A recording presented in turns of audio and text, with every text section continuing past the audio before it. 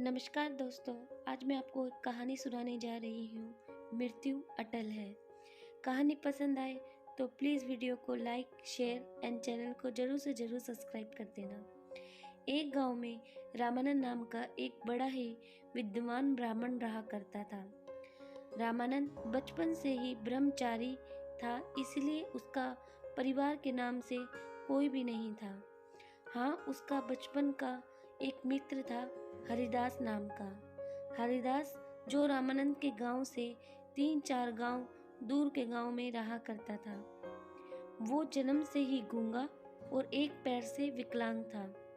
एक बार रामानंद को जब मानसिक अशांति सी होने लगी, तब उसने सोचा अपने बचपन के मित्र से मुलाकात की जाए तो कुछ शांति मिले। ऐसा सोचकर रामानंद हरिदास के गांव जाने के लिए निकल पड़ता है। हरिदास के गांव जाने के रास्ते में 3-4 गांव और कुछ जंगल भी आते थे। रामानंद जब जंगल से होते हुए गुजर रहा था, तब उसके साथ सफर में महाकाल नाम का एक आदमी जुड़ गया। महाकाल का साथ पाकर रामानंद को भी अच्छा लगा और बातों ही बातों में उनका सफर अच्छा कटने लगा।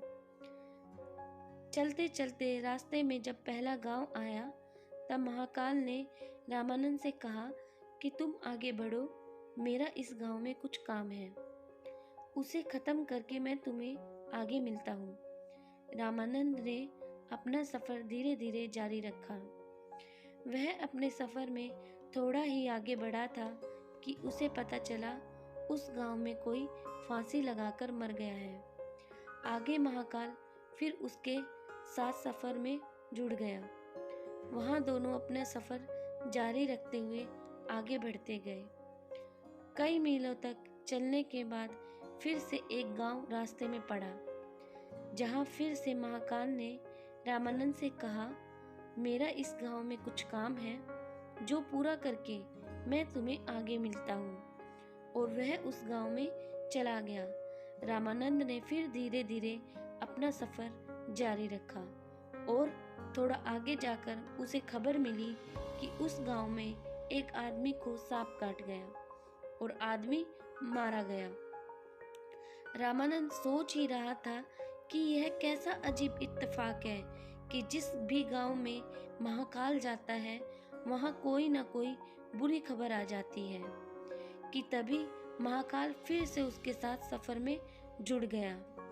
हालांकि रामानंद पूछना चाहता था, लेकिन वह महाकाल से हिचकिचाहट की वजह से कोई सवाल नहीं पूछ पाया।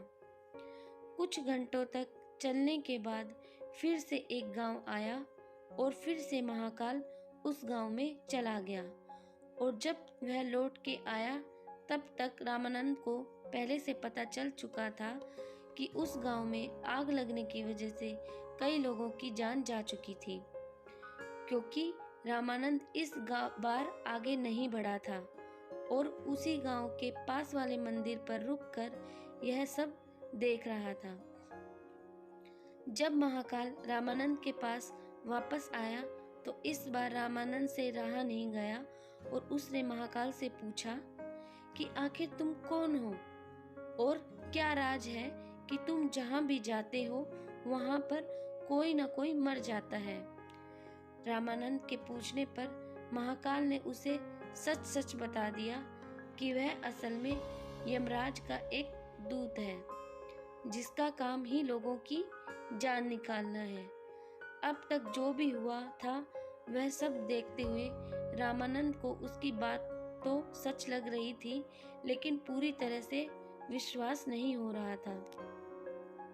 इसलिए उसने महाकाल से पूछ लिया, बताओ अब आगे किसकी मृत्यु होने वाली है।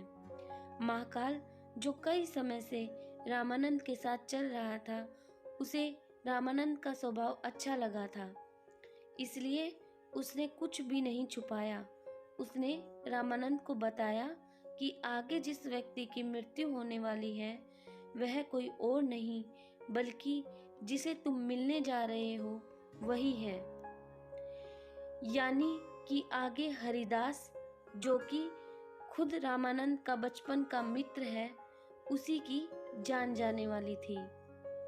यह सुनकर रामानंद का दुख हुआ, लेकिन महाकाल ने उसे कहा था कि हरिदास की मृत्यु का कारण रामानंद खुद बनेगा।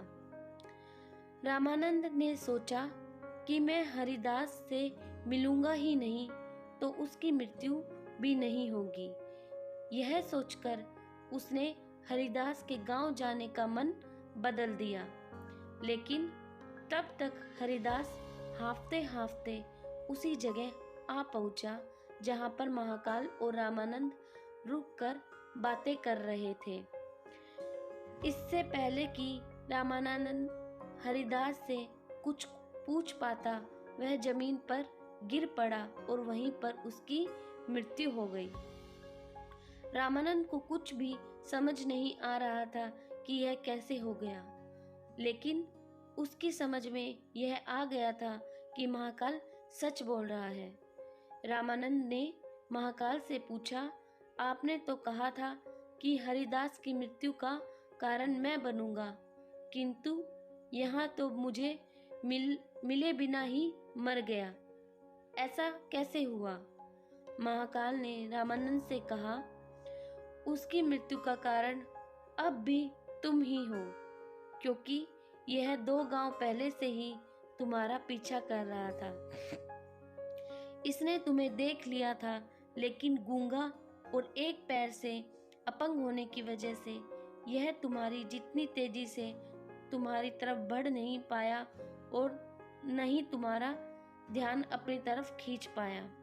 बेचारा लगातार तुम्हारा पीछा करता रहा। जब तुमने आगे बढ़ना रोककर एक जगह पर मेरा इंतजार किया, तब यह अपनी गति से चलते हुए तुम तक पहुंच गया, लेकिन इस बीच इसने थोड़ा सा भी आराम नहीं किया, जिस वजह से इसे दिल का दौरा पड़ा और यह मर गया।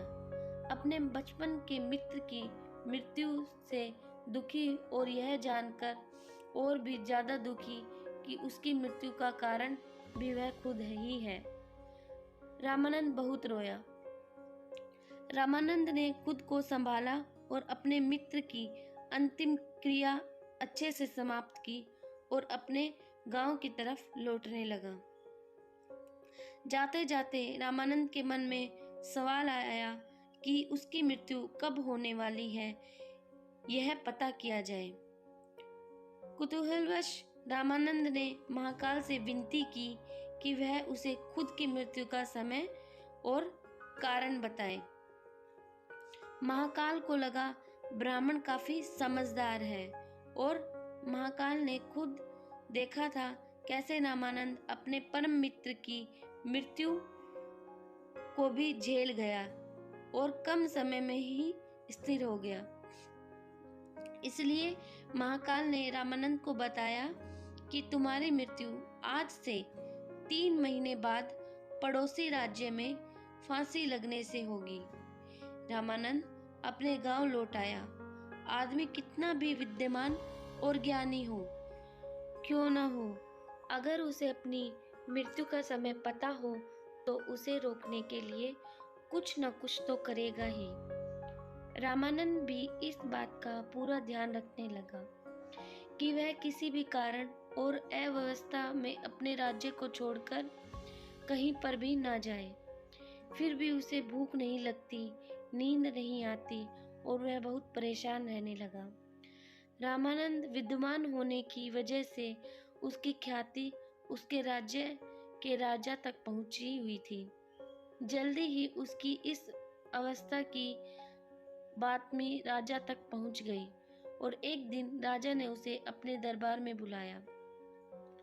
रामानंद को जब राजा ने दरबार में पूछा कि क्यों वह इतना दुखी रहने लगा है, तब रामानंद ने सारी बात राजा के आगे बता दी।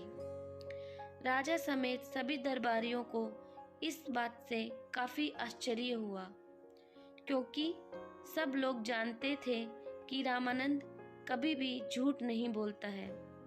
इसलिए सभी ने विचार विमर्श करके रामानंद को राजा के महल में ही सुरक्षित स्थान पर रखने का फैसला किया। राजा ने अपने ही महल में रामानंद को रहने के लिए एक बहुत ही आलीशान कमरा दे दिया। राजा चाहता था कि रामानंद उसके महल में कैदी की तरह महसूस ना करे, इसलिए सभी नौकरों को और सिपाहियों को आदेश दिया कि रामानंद को कहीं भी आने जाने से रोका ना जाए। राजा के महल में रामानंद अब अपने आप को थोड़ा सा सुरक्षित महसूस करने लगा, लेकिन कभी भी वह रात को गहरी नींद नहीं सो पाता था। उसे बचपन में ही नींद में चलने की बीमारी थी और यह बीमारी तब ज़्यादा असर करती है जब आदमी चिंता में सोए या गहरी नींद ना ले पाए। राजा के महल में रहकर उसकी यह बीमारी अब काफ़ी बढ़ गई थी, लेकिन इस बात का उसे पता नहीं था और उसे राजा के आदेश होने की वजह से कोई भी नौकर या सिपाही कहीं भी आने जाने में नहीं रोक सकता था। जल्दी ही वह दिन भी आ पहुंचा जब उसकी मृत्यु होने वाली थी। उस रात भी वह चिंता में सोया और नींद में उठकर चलने लगा। चलते चलते वह महल के अस्तबल में आ गया। एक घोड़े पर सवार हो गया। घोड़ा राजकुमार का था और राजकुमार अक्सर पड़ोस के राज्य की राजकुमारी को मिलने उसी घोड़े पर जाया करता। जैसे ही रामानंद उस घोड़े पर सवार हुआ, घोड़े ने उसे राजकुमार समझ के दूसरे राज्य में जाने के लिए दौड़ लगा दी और कुछ ही समय में दूसरे राज्य के महल में जाकर रुका। रामानंद घोड़े से उतरकर उसे अपने राज्य के राजा का महल समझकर महल के अंदर घुस गया और वहां पर नींद में चलते चलते रानी के शयन कक्ष में जाकर सो गया। सुबह जब रानी उठी तो एक पराये पुरुष को अपने कक्ष में सोते हुए देखकर बहुत डर गई और तुरंत राजा को बुलाया। ये नज़ारा देख राजा बहुत गुस्सा आया। राजा ने तुरंत दरबार बुलाया और वहाँ पर रामानंद को हाजिर किया गया और उसे फांसी पर लटकाने की सजा सुनाई गई। रामानंद ने राजा से अपने निर्दोष होने की सफाई देते हुए कहा, महाराज, मुझे नहीं पता था कि मैं कैसे आपके महल में आ गया। आप ही सोचिए कि किसी की भी इतनी हिम्मत हो सकती है कि आपके राज्य में आकर आपकी ही रानी के बगल में सो जाए और उसके साथ घटी घटी 3 महीने पहले की घटना और महाकाल के बारे में सारी सच्चाई बता दी। राजा को भी रामानंद की बात में कुछ तर्क लगा, इसलिए राजा ने अपने पड़ोसी राज्य से रामानंद की कई बातों की पुष्टि करवाई। तब तक उसे पता चला कि वह पिछले कई दिनों से पड़ोसी राजा के राज्य में मेहमान की तरह रह रहा है। राजा ने फिर से दरबार बुलाया और अपनी दी गई सजा पर विचार विमर्श करने के लिए कहा। सभी चाहते थे कि रामानंद को सजा नहीं होनी चाहिए, लेकिन सब ये भी चाहते थे कि राजा की कही हुई बात का भी मान रखा जाए।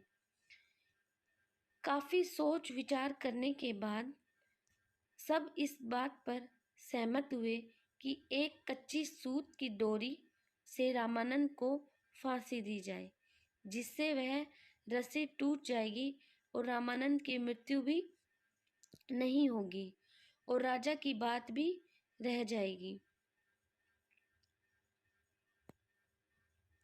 यह फैसला सुनकर रामानंद भी खुश हुआ और खुशी खुशी सूत की डोरी से फांसी लगाने के लिए राजी हो गया।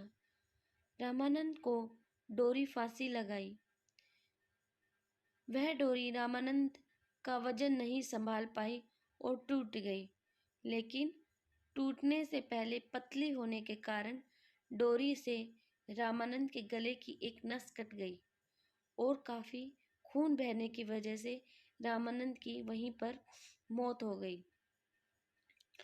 कहानी की गहरी बात। दोस्तों, इसलिए कहते हैं कि मृत्यु अटल है, लेकिन मृत्यु से पहले के जीवन को हम अपने मृत्यु के बारे में सोच सोचकर व्यर्थ नहीं कर सकते। एक दिन तो सबको मरना है, लेकिन मरने से पहले जितना जी सके हमें भी जी लेना चाहिए।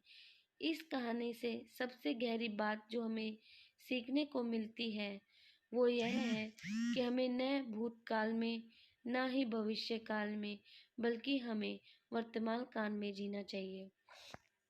दोस्तों, उम्मीद करती हूँ आपको ये कहानी पसंद आई होगी।